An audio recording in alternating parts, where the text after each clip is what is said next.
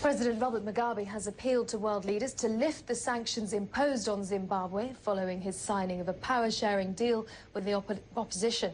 He made the appeal in his address to the United Nations General Assembly in New York. The BBC's diplomatic correspondent Bridget Kendall was at the UN. High-rise luxury in Manhattan for Zimbabwe's leader, literally a palace of a hotel. It's a rare trip abroad for a president usually hemmed in by sanctions, a far cry from the dire poverty and inflation faced by most people back home. No wonder he's dancing a jig on his way out. Every year, President Mugabe comes here to the United Nations to defy his critics and show he's still in power in Zimbabwe. But this year is different. Now he's signed a deal with his opponent. The big question is whether his grip on power is finally weakening. Not according to him, apparently. He's already said here in New York that he thinks he can rope in his old arch rival, Morgan Tsvangirai, who's now to be his prime minister. The walk and the talk as he arrived at UN headquarters all exuded confidence. Senor Robert Mugabe. And from the podium, his message was loud and clear. Western sanctions have been vindictive and self-righteous. It was time they went. I would therefore like to appeal to those members of the international community who have imposed illegal sanctions against Zimbabwe to lift them so that my country can focus undisturbed on its economic turnaround program.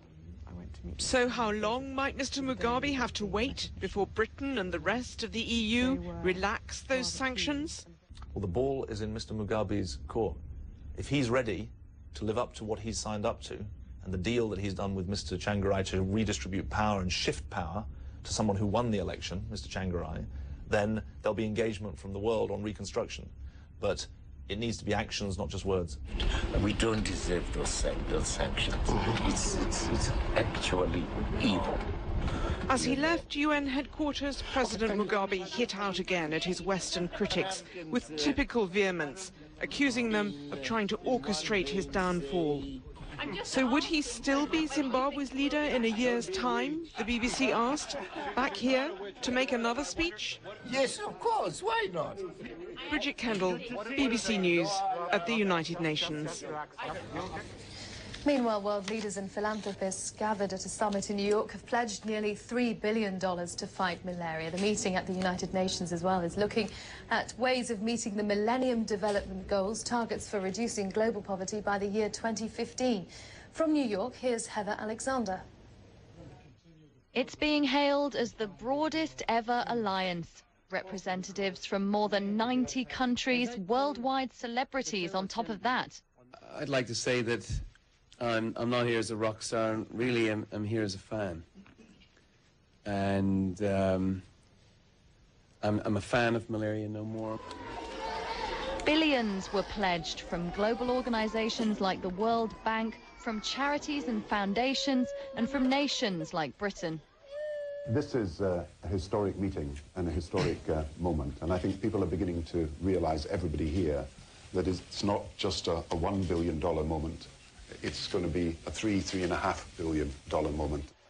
The new action plan aims to bring the number of deaths from malaria down from 1 million a year to 0 by 2015.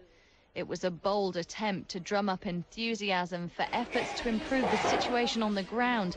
Not a single African country is on track to meet targets to end poverty and disease, the so-called Millennium Development Goals. African leaders were there to emphasize successes, though. In Zanzibar, malaria has been almost eradicated with nets and spraying. Almost.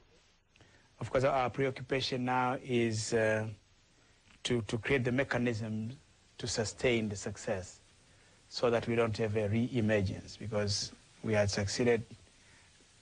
It is the third time we are succeeding in Zanzibar. Now we want this time to be the final time. But overall, the mood was upbeat, clearly an effort to reassure the world that gains are being made. Heather Alexander, BBC News at the UN. This is World